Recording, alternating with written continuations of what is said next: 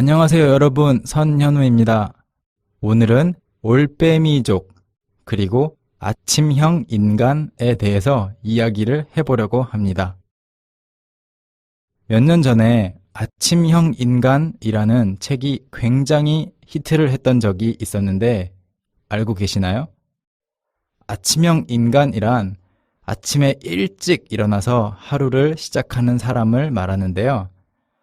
그렇다면 얼마나 일찍, 몇 시에 일어나면 아침형 인간일까요? 보통 5시, 6시 정도에 일어나서 부지런히 이것저것 일을 하거나 공부를 하거나 운동을 하거나 밥을 먹거나 이렇게 생활을 시작하는 사람이라면 분명 아침형 인간이라고 할 수 있겠죠? 여러분은 보통 몇 시에 일어나세요? 아침형 인간인가요?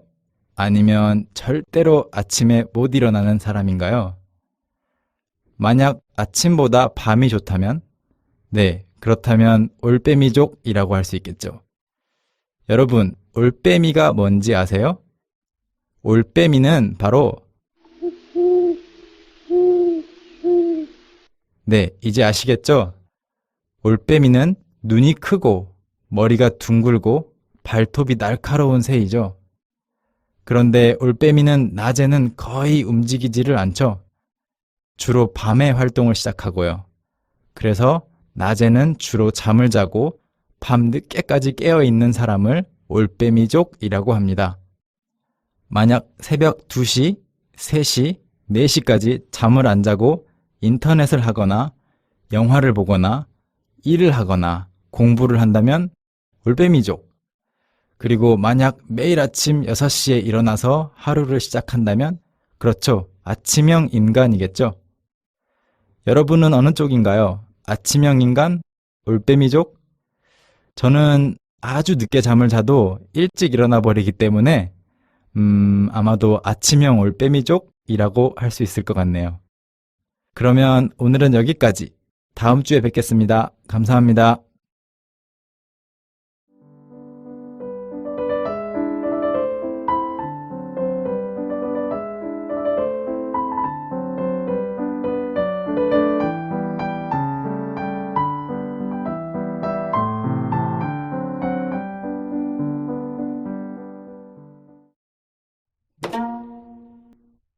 안녕하세요 여러분, 선현우입니다.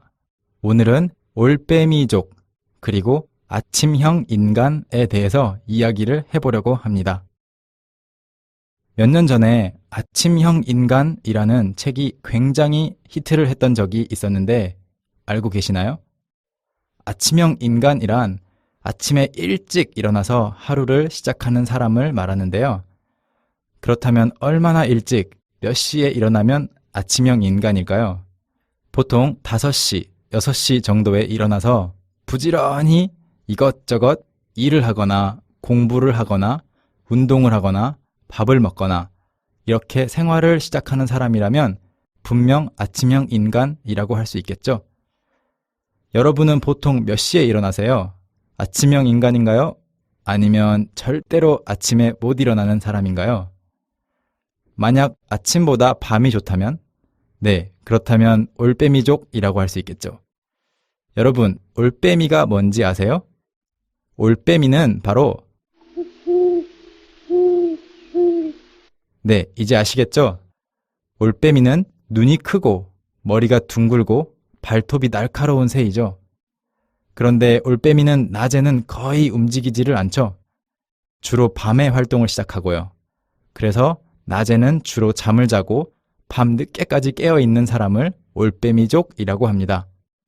만약 새벽 2시, 3시, 4시까지 잠을 안 자고 인터넷을 하거나 영화를 보거나 일을 하거나 공부를 한다면 올빼미족.